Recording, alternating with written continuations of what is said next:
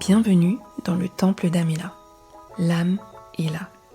Un espace doux et conscient où l'on explore le lien entre le corps, les émotions et l'âme.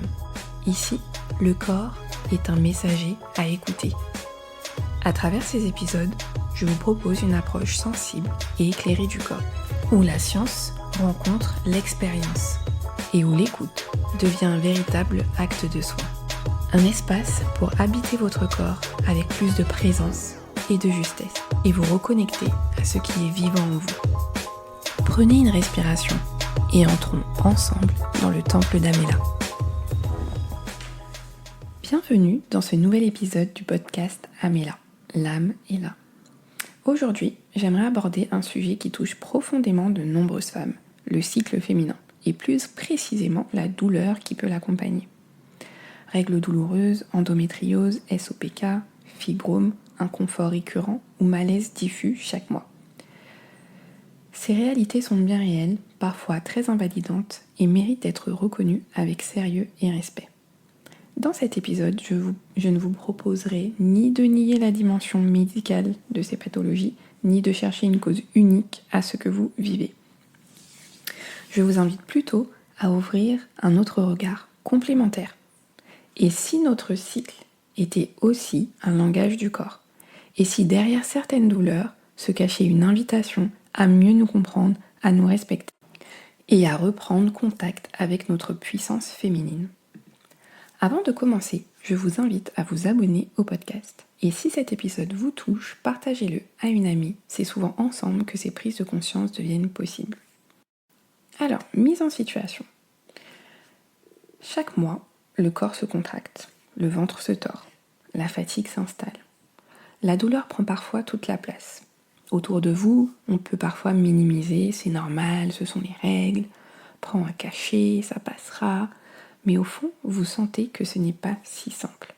Beaucoup de femmes apprennent très tôt à taire leur douleur, à faire comme si de rien n'était, et pourtant aucun symptôme n'apparaît sans raison. L'endométriose, le SOPK, les fibromes et les douleurs menstruelles ne sont pas des fatalités venues de nulle part. Ce sont des réalités complexes, multifactorielles, qui demandent un suivi médical adapté, mais qui peuvent aussi être comprises comme le reflet d'un déséquilibre plus global. Et si au lieu de nous battre contre notre cycle, nous apprenions à l'écouter comme un guide?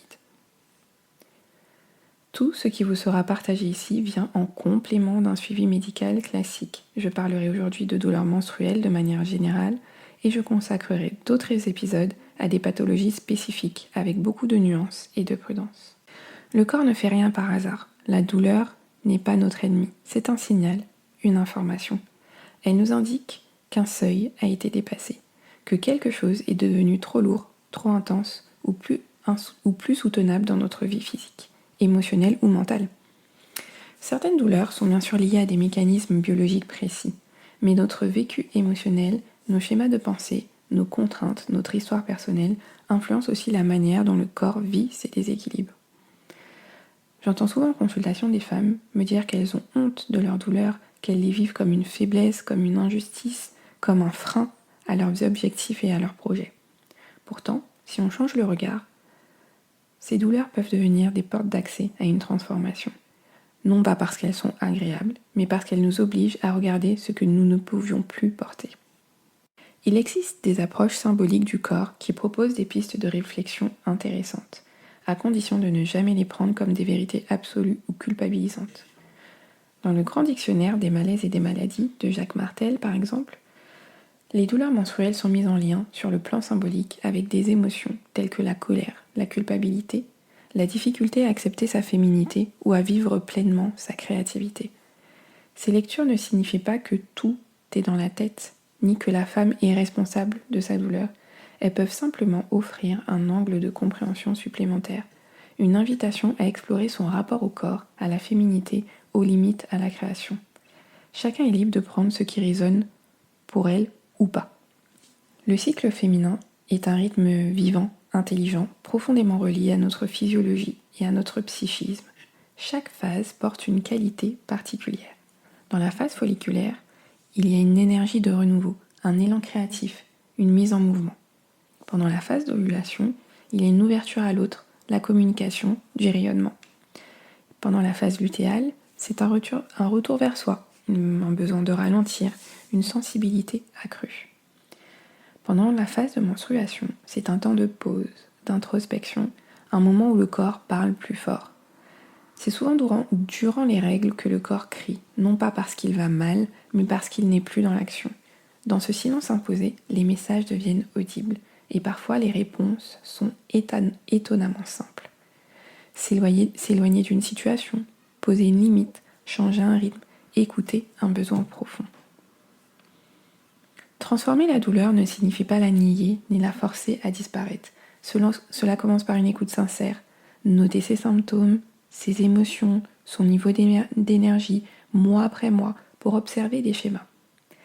Accueillir les émotions qui accompagnent la douleur.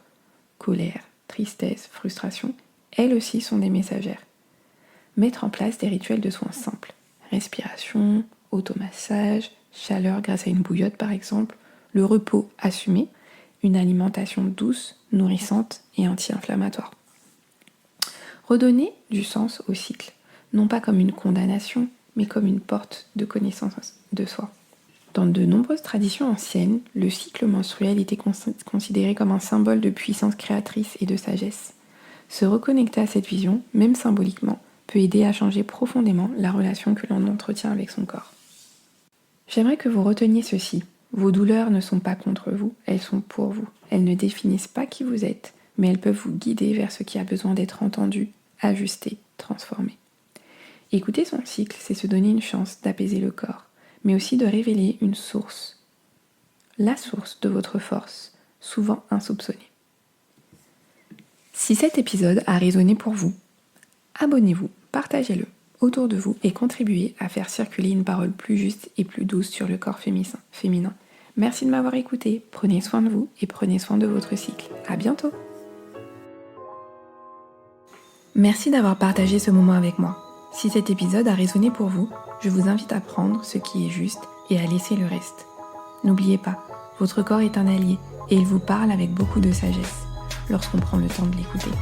Si vous souhaitez soutenir le Temple d'Amela, vous pouvez vous abonner, laisser un avis ou partager cet épisode autour de vous.